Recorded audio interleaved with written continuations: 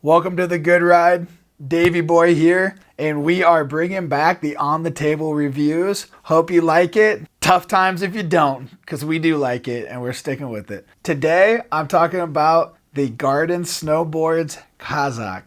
I rode this board with my Burton Ion boots, Union Force bindings, and I got it out in a couple different conditions. I got it out on a powder day that was maybe 6 inches, and I got it off the backside of the summit of Mount Bachelor, and I got it through some really good powder fields that were kind of checkerboarded with little chicken heads, and then I also got this out on some crisp, clean groomers. When it comes to the sizing, I am 6'3 and a half, 245 pounds. This board is a 166. It fit my size 12 boots perfectly. No toe drag, no heel drag, and I thought the length was about the perfect size for this board. It had a good playful personality, which I'll get into later, but because of that, I honestly think you could almost make this board a little wider and a little longer if you wanted to go for real big guys. But for me, the 166 was the perfect size. For the swipe rights and swipe lefts, a little quick dating profile for everybody. My swipe rights, what I like about this board, designed for bigger riders, playful personality, not too stiff, not too aggressive. Swipe lefts only comes in one size. Not very much setback to match the slight early rise in the camber profile. When it comes to the shape, this is a slightly tapered directional board. There's only 4 mil of taper going on, so it basically feels like there's none at all. When it comes to the camber profile, you can see we got a good healthy bow of camber going on right here. And we do have a little bit of early rise. You can see the camber takes off a little bit higher up in the tail, and it stops a little bit earlier in the nose than if you compared it apples to the Ragamuff, the other garden snowboard that we were reviewing. And the transition from the early rise into the nose is very mellow. The on-snow feel for this board, I think, matches the camber personality a lot. This board is not very set back. It's more of a hard pack board, a little bit more of a carver. It's not going to have deep powder float, and I think you definitely feel that in the on-snow feel. I thought this board was fun. I had a good time riding around the mountain, popping off of stuff. Felt stable and comfortable at speed, and it was soft enough and playful enough to turn around, not at speed, going slower. It could still just move around and kind of cruise. When it comes to the edge hold, this board is right around middle of the pack. There's no special tech going on with these edges. There's no disrupted side cut or anything like that. And I thought this board did good. Wasn't too grippy, wasn't washy, just kind of right down the middle what you would expect. People always say I'm fake flexing, huh? Well, let me ask you something. Where am I? And where are you? Sorry, that's an obscure internet reference. So for the flex on this Kazak, this board, it's stiff. It's definitely stiffer than the Ragamuff, but it's not too stiff like some other big guy boards can be. Let's look at the pop out of this flex. I don't want to let it go flying all over the place, but get a good pop out of that. Oh, hear a little crack on it because I didn't ride it hard enough. The nose, that's a stiff nose. It's a real good stiff nose. And that tail, that's a stiff tail too.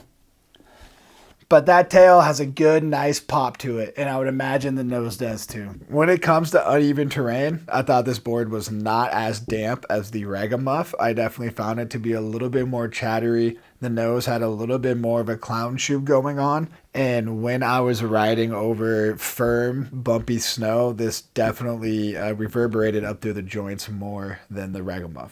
When it comes to speed, the 11.5 meter side cut is not a very turny side cut. This board definitely straight lines well. And they got something going on, though, that makes this board more turny than you would expect for an 11.5 side cut, which is pretty aggressive. That's more than the Ragamuff. It had a 7.5 meter side cut, and the Ragamuff's definitely a little bit more turny, which is surprising because you don't feel this extra side cut as much as you would expect coming from the Ragamuff to this or back to the Ragamuff. When it comes to the base glide, this board is right around middle of the pack with its other competitors. It's not standout fast, but it's also not noticeably slow. I think if we had a black base going on, it would be a little faster and a little easier to repair, but who can complain when you got these beautiful graphics? With clear P-Tex and a P-Tex gun, you can patch this sucker up good as new and you won't see any of those black little flakes that fall off when you're using a lighter and black P-Tex wax. For turning and carving, like I just said, this board has an 11.5 side cut. It is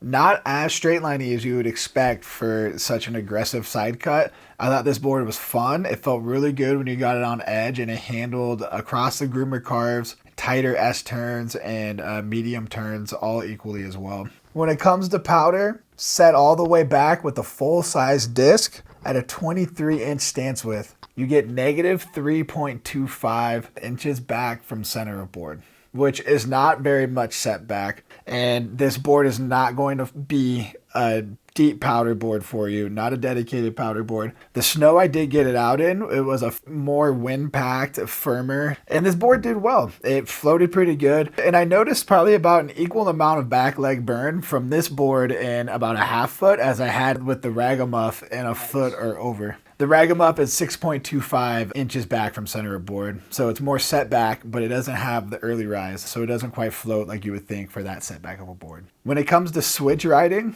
I'm not the best switch rider, but I think this board will be very fun switch. The side cut lends into being able to turn it around either way, and it won't feel too uneven going switch or regular. When it comes to the park, I thought this board was poppy. I had a really good time ollieing off the stuff with this board, and I think this board would be a great park board. Unfortunately, the tide was too low on Mount Bachelor, so we didn't have any real park features made at the time I was riding this, but I would love to get this out in the springtime.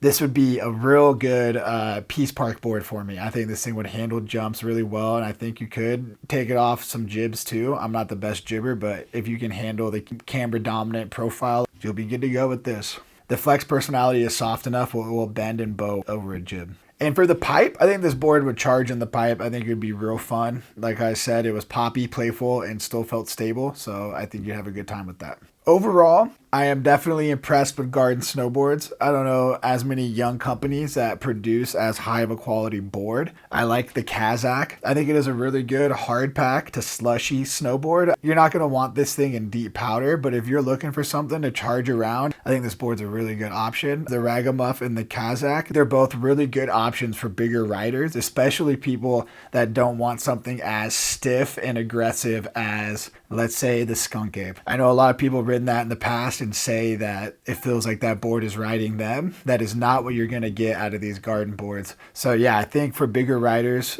both real fun options.